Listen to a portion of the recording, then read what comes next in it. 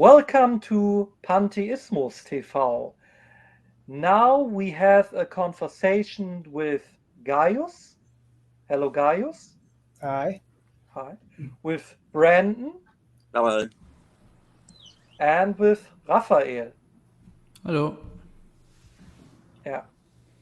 And I'm Torge Meyer. I'm from the association Liga der Pantheisten, and we like to speak about is pantheism the future? Guys, what do you think about that? Well, it certainly seems to be based on all that I've been seeing on Facebook groups and YouTube and on other social media.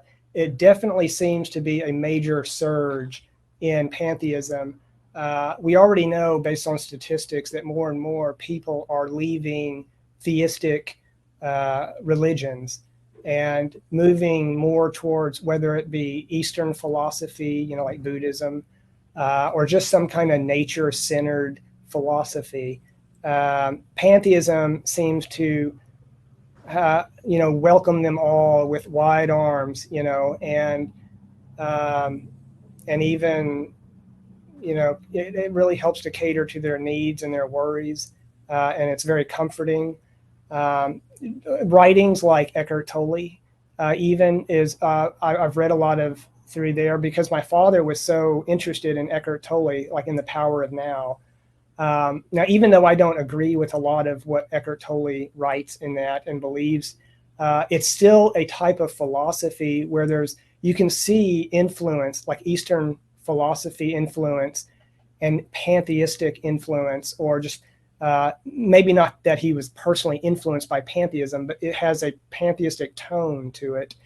And my father, when I started sharing my pantheistic views with my father, he completely agreed that Eckhart Tolle does have a kind of a nature-centered, almost non-theistic God-type philosophy, a Spinoza type philosophy.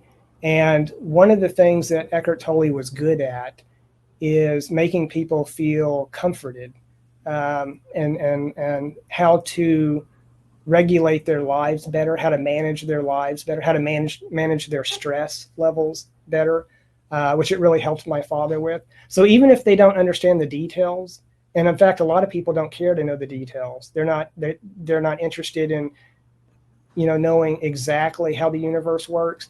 But at least if they can get the gist of it, and also not only that, but at least kind of steer away from other religions that are actually harmful, because I would actually make the point that in many ways, even though Christianity does have its good sides, it can be helpful, like when they help the poor, help the needy.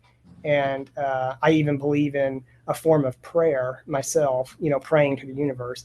But all throughout history, you can see how Christianity has actually caused possibly more harm than good. I'm still not sure about that, but it certainly has caused a lot of harm in people, especially when they're growing up and they're confused about the world and how to make sense of it. So I think more and more we're going to see pantheism grow. And I've even started to see celebrities mention pantheism. Gosh, I forget his name at the moment. One of the actors that played one of the earlier Spider-Man in the Spider-Man movie, he was being interviewed. Andrew. That's it. You're getting Yeah. it. Garfield, is it Andrew Garfield? Yeah. Yeah, he was the one. Amazing Spider-Man. Yeah. Watch this. Yes, and he was being interviewed, and he mentioned pantheism. That he had. I don't know how long he's been following pantheism, but hopefully he's seen my video. That would be kind of neat. But yeah, if more and more people could flock towards pantheism, I think the better. And I think it is. I think it's growing rapidly. Mm. And Brandon, what do you think of this? You are now in Australia, right? I was in Australia up to 2 months ago. I'm in southern Texas now. Texas. I'm in Texas too, and it's hot. Oh, it is. I'm sitting Yeah. outside. It's about 30. Yeah, right now it's 102 where I'm Yeah, at. it's about 37 Celsius. Yeah. We are now international. I'm in Germany. Raphael is in. You In are in. Switzerland. Yeah? Whistling. Yeah. Wow. That's great. Okay, Brandon.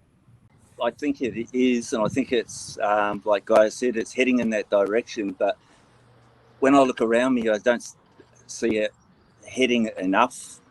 A lot of people seem to take up the pantheist banner, but they're still. I mean, I think there's the two biggest problems in the world now, like in the developed world, I should say, is overconsumption and the taboo word population.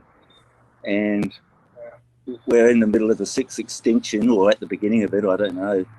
But my focus is on nature, and I came through nature to get to pantheism that way around.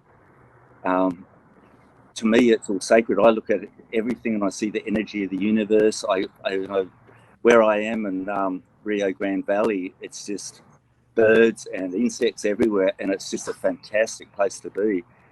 And it's so inspiring. It reminds me of parts of Queensland and Australia on the coast and that. But I just think things are happening so slowly. I'd like to just give them a good shove and move it along. But I think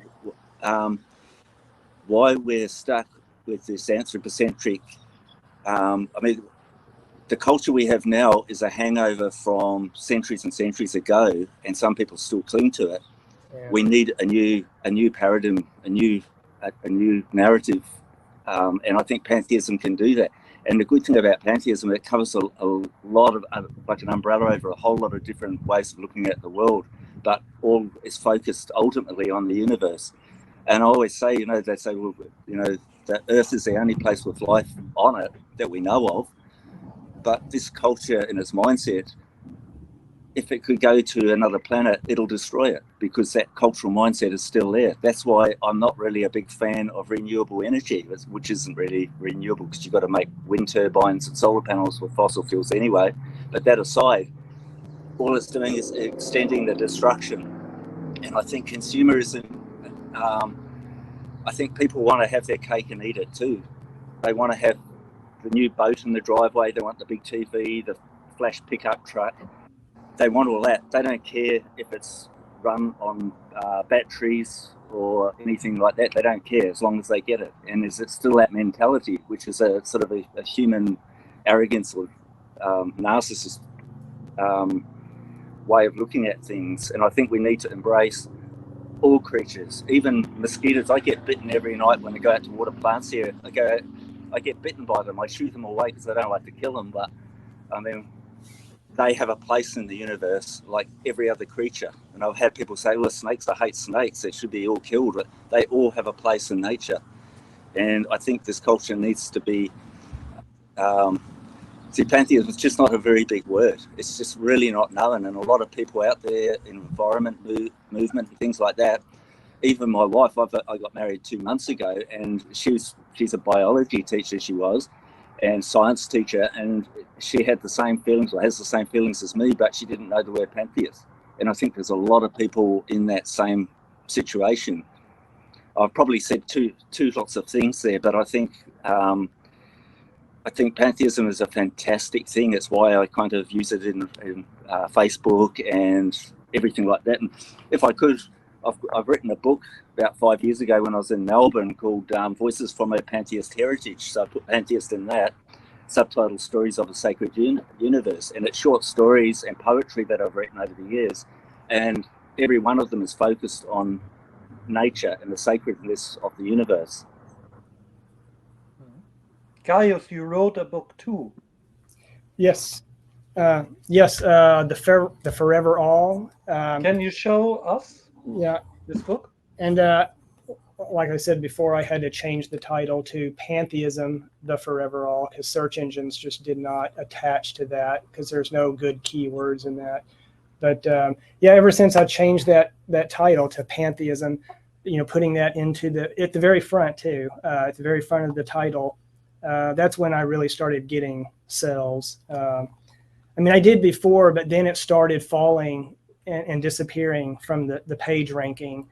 But which really annoyed me because, I mean, the fact that you could actually type in the exact title, the Forever All, and it still wouldn't show up. It would just show up all these other books that had nothing to do with pantheism. So I thought, okay, I'm going to put pantheism right at the beginning of the title as the main, the first title, the first word in the title, and then a colon, and then the Forever All, a spiritual and philosophical guide. So basically, it's got one main title and then two subtitles. But for this, that's a little graphic that I created for it. Me in the center of my eye. I don't know if you could tell from there, but this is the cosmos, the universe, is what I'm trying to make it look like, and it's kind of showing how all the elements of the universe come together to create me and to create my perception. Because I think that the whole thing, the whole system, is what's responsible for me being able to perceive. For my thoughts. So it's almost like whatever thoughts I have, that's God communicating to me. Yeah. Brandon, you can also speak about your new project. Yes, Okay. yes. I've got a few going with the Facebook group and the YouTube channel, and also my website. I'm really trying to get more followers and put the word out there more than what just friends and family, because the family and like friends and that, they just sort of, most of them wouldn't have any idea what I'm talking about in my family, and friends just not interested. Shows you how strong the friendship is. And I'd like to try and spend my time trying to promote pantheism. I don't really know how to go from here. I've seen guys' videos for years and years, and they're quite successful, very successful. I'd like to know any ideas on how to go from here to promote, one, my writing, and secondly, pantheism, which both are tied up because that's what I write about anyway. What can pantheism achieve? Can it enrich society?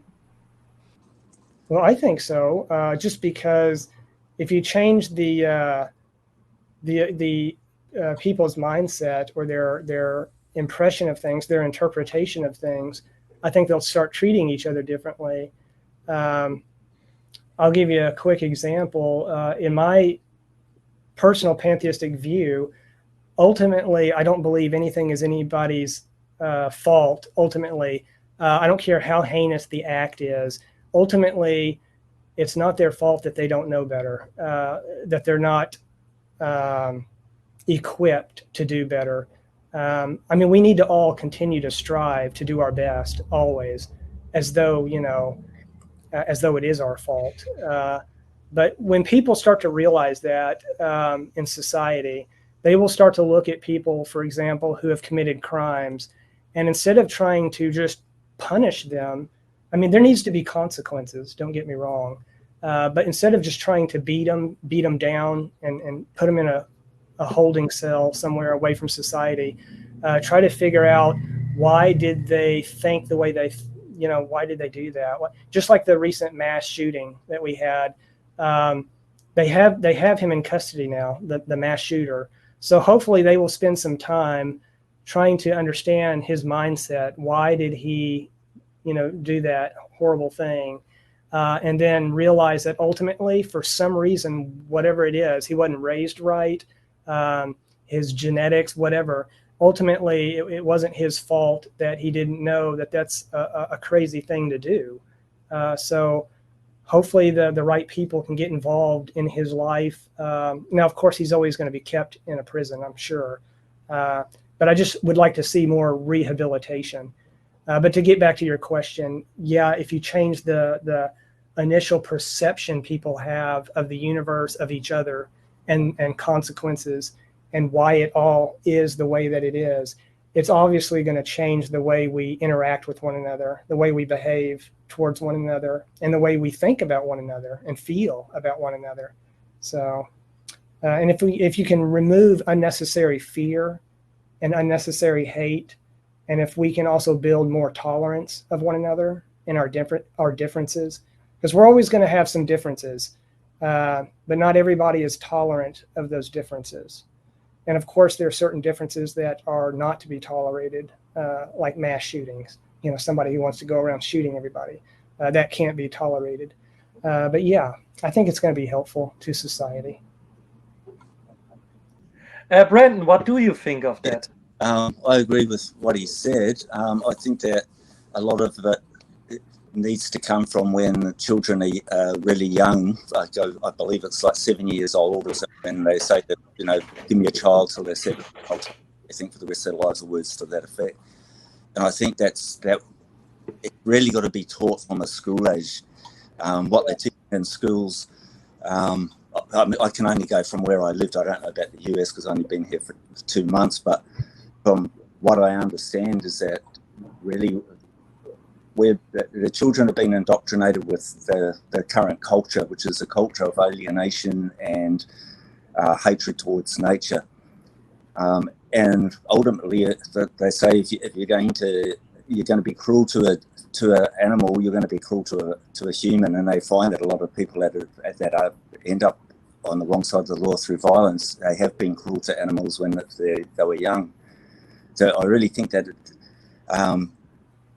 there's so many resources available to teach children from a young age, like even when they're in preschool, or kindergarten, where depending on where you live. There's so many things like I write short stories, but I also write kids. I've written 2. I'm on my 3rd one now. And there's heaps of children's stories out there, and there seems to be a common thread with a lot of them, probably 80-90% of them, that they've all got animals in it. They've got caterpillars, they've got butterflies, they've got sheep, they've got turtles, whatever. That seems to get lost by the time they go to primary school and further on, and they get indoctrinated into the system of disconnection and alienation, and they're lost forever. The only thing that they really get taught, which is great, is reading and writing, which I think are fantastic things that gives you knowledge.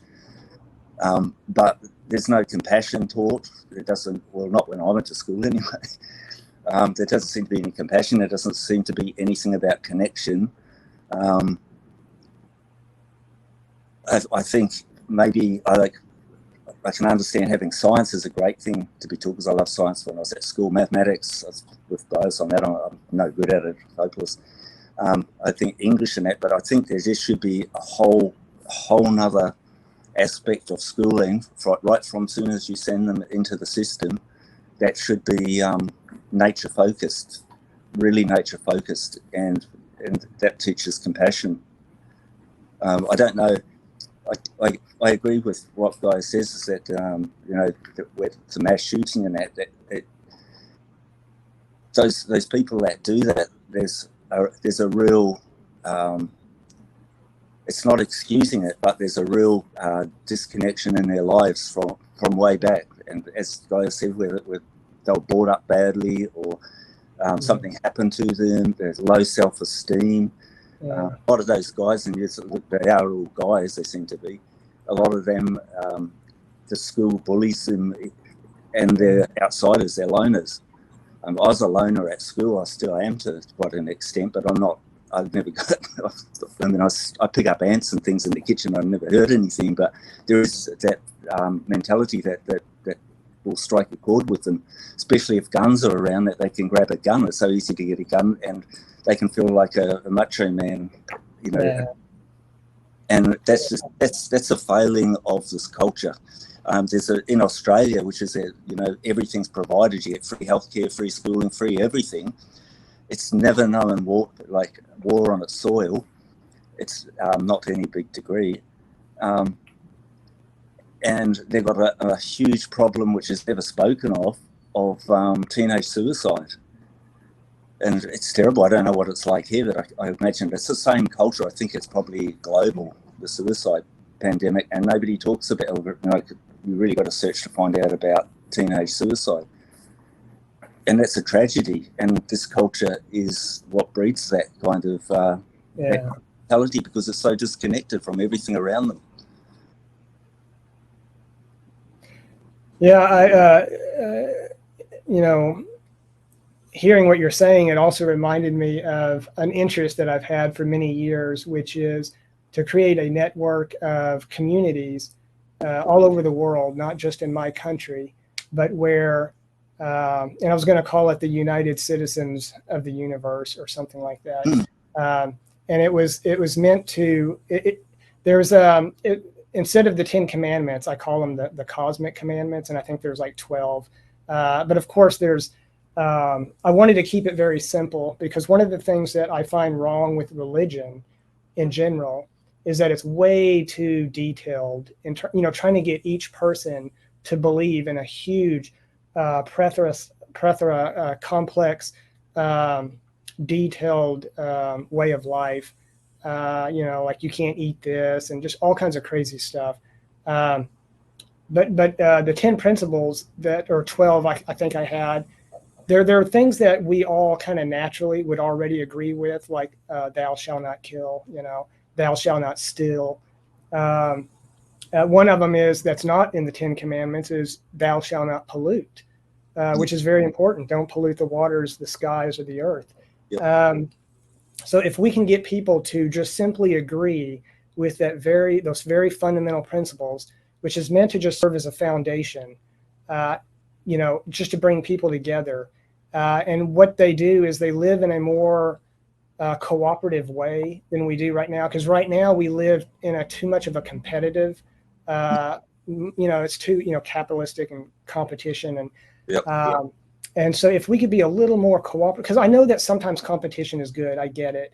But a lot of times, too often, capitalism and competition reward bad behavior and bad conduct, bad business conduct, because people will do things that makes profit, and that's their main focus.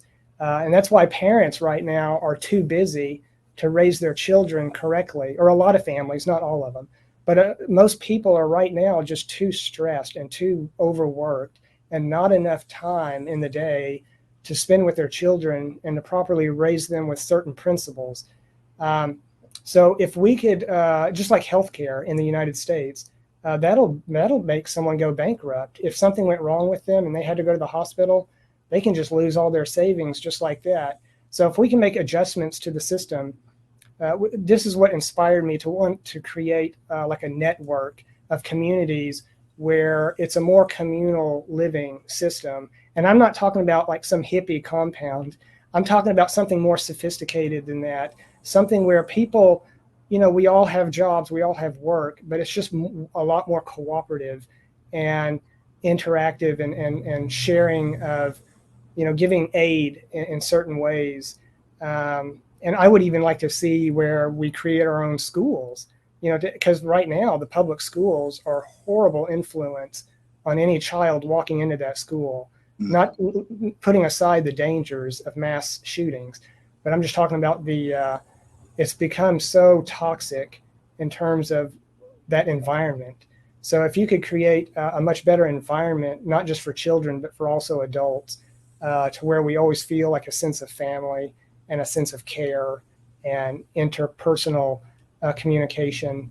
That's my lifelong dream right there, is to one day help provide or initiate a system where, and it's not like I would be the leader of that. That's important to get. I need to get that right out. It's those 10 principles, and if I could just help people form their own co-ops, where they come together to create a business together, whether it's a grocery store, a daycare center, but it's just a more cooperative effort. And there is no main figurehead.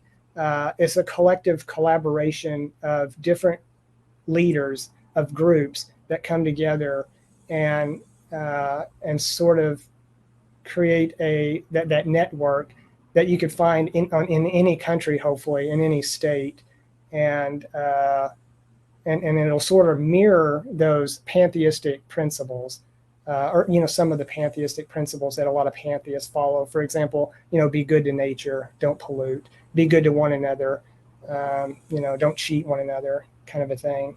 And it's not all about money and profit. So hopefully one day. Yeah, if that could be the future of pantheism, where, when we look at pantheism, the philosophy and the ideology, that's one thing, but can it motivate us to actually put into action certain things that will actually better our lives and that will help us get rid of certain societal mechanisms that shouldn't be there? Yeah.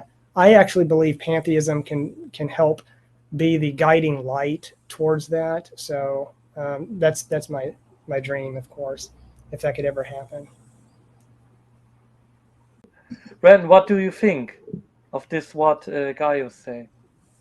Yeah, I think that's a fantastic idea. I mean, I think there's lots of different avenues, but I mean, I think basics need to be retaught again, because when I look at society, just simple things. I mean, you don't need 10 commandments to tell you not to do certain things, but it seems like people need education again, and I think it starts from childhood. And it's a really hard thing to implement now, because things are so bad that the child goes home and they've got parents who believe in the system as it is, and they put that onto the child. And the child goes to school, they'll get another education. I really don't know what the answer is to it. I really don't, but I think it comes down. It's got to be education. I just don't know how it could be implemented at the moment. I don't have an answer for that. It's just too big. Raphael, what do you think of this? I think what Gaius said at the end is really crucial. I think that if you look at movements that have managed to become a big thing, historians like Yuval Noah Harari have really analyzed this, what kind of movements have been successful throughout history, and it's mostly movements that give people a role to play and that make them a part of something bigger than themselves. And I think pantheism does that quite well. It really tells you you're deeply connected with everything else. You're a part. You're one with everything.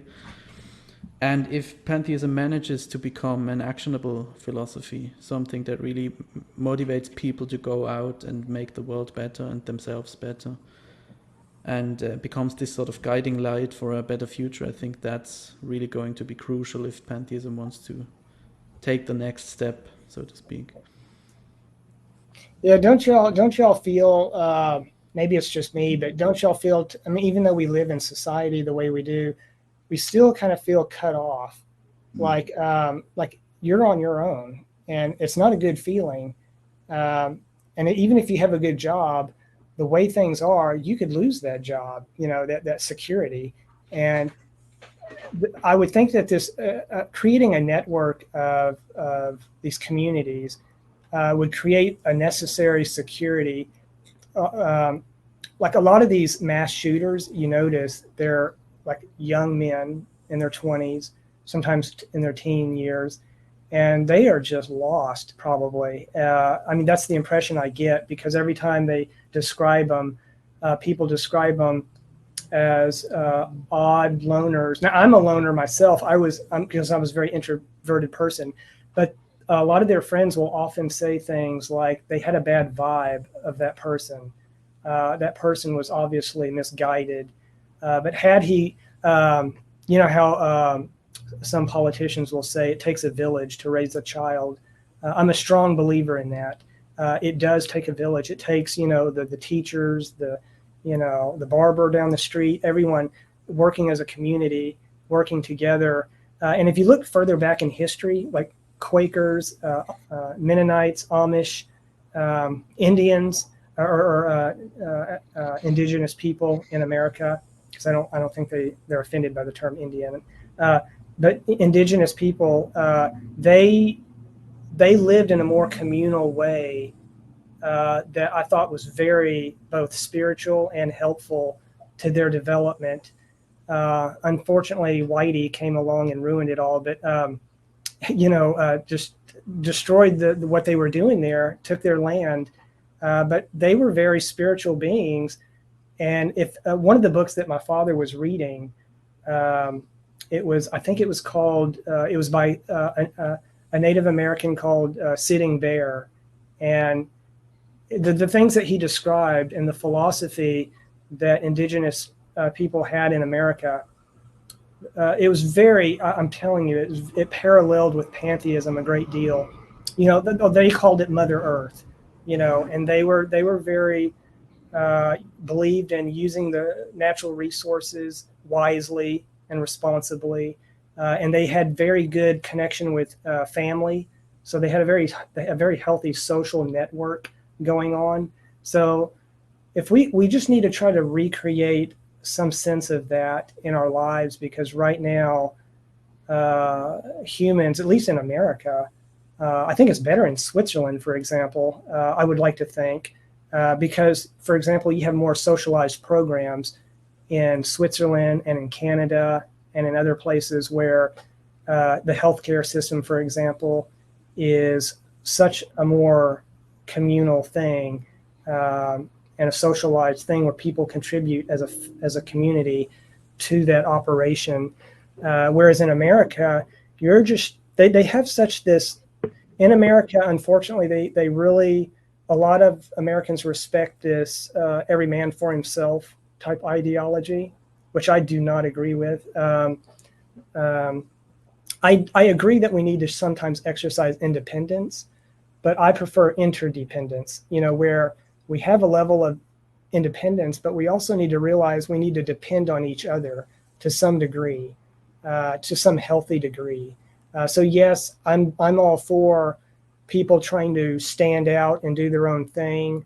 I don't even mind some, levels of, I don't want this thing where we're all the same, where there's no such thing as first place and second place and third place winners.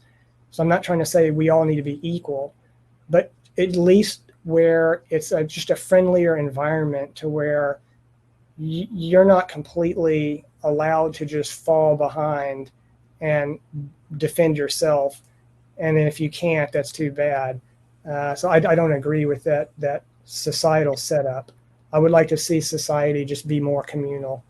And pantheism, I would think, would be very good at facilitating that. So, I actually probably, it's about time for me to maybe go. everything is good. I think that was today a very great thing, right? Yes, Yeah. a good discussion. I Yeah, thought. yeah. Yo, sorry, my English is not so perfect. I hope it's not. It's way better than my German. That's way better than mine. Thank you, thank you. Yeah. I'm impressed. I actually can't. I'm impressed at how good your English is. Yeah, If it was me, I'm horrible. I'm still trying to learn my language. yeah, I'm figure mine out. Yeah, then it's everything good. But because I am always afraid of that I am in English interviews and conversations, and I bet. I speak the whole time wrong English. So was Raphael part of your translator to help? If yeah, Yeah, Yeah, just in, just I've in actually case. studied translation, so Yeah. I'm fairly competent at that. Yes. yeah. Okay, I think that was also a good beginning, because I want to connect pantheists all over the world. I said this at the beginning, and I think we can connect our channels or Facebook sites, and we can support each other. All right, I'm gonna have to leave, guys. Yeah, All right. thank you, Okay, Raphael. Danke, Raphael, ne? It's good Gerne, meeting ja. you. It was good meeting you. Good meeting you Bye. too. Yeah. Take care. Bye. Bye. Bye-bye. Bye. Yeah. All right. Well, it was fun, guys. Yep. Yeah. Thank you for the opportunity to speak, and it was great meeting both of you. I really appreciate it. Yeah, it was good meeting y'all, and I appreciated being invited. for the conversation. Yeah. Fantastic. Yeah, but it was it and was is what it was the beginning that we connect the whole pantheist community. Yep. Yeah. Yeah. Fantastic. All right. Great. Okay. Thank you. Thanks again. All right. Thank Take care. you. See ya. Bye. Bye. Bye. Bye.